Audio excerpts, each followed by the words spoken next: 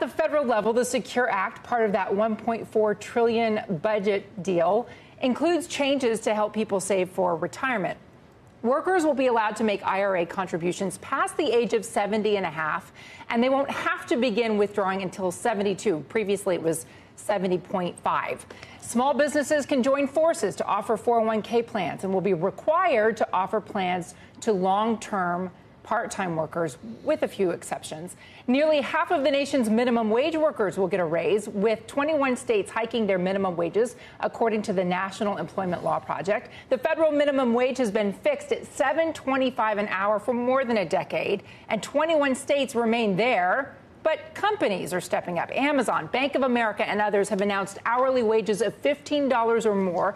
McDonald's has promised no longer to lobby against minimum wage increases.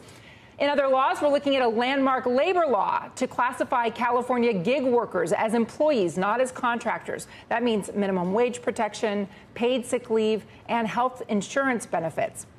Uber argues it's exempt because drivers aren't part of its usual course of business. Lyft has warned that rule will hurt drivers who prefer a flexible schedule. In California, I did hear some of those arguments from drivers. In Washington state, a new law makes non-compete agreements unenforceable for workers making less than $100,000 a year. Lobbying by Amazon was key in lowering that threshold to $100,000, exempting many of its Seattle-based employees. And Illinois has more than 200 new laws coming onto the books. Their legislature has been busy. The one grabbing the most attention here, recreational marijuana will be legal. The industry believes that could be a $2 billion market in Illinois alone. Also, the state's Artificial Intelligence Video Act requires employers to tell applicants if they're using AI to analyze job interviews and how the information is used. And finally, and this to me is in the land of no duh, roads should be safer because a law now bans drivers from watching streaming videos behind the wheel. That wasn't illegal already?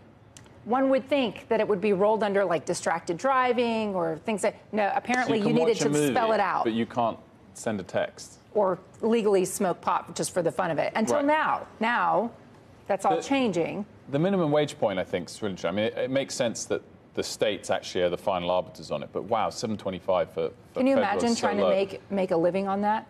The other thing I should mention is Illinois is changing and really tackling in large part some laws to address the rise of Me Too. So, for instance, they're getting rid of a statute of limitations on major sex crimes or where the victim is a minor. They're also enforcing mandatory sexual harassment training, and we're seeing that played out across the country. So some big changes for 2020 because of that.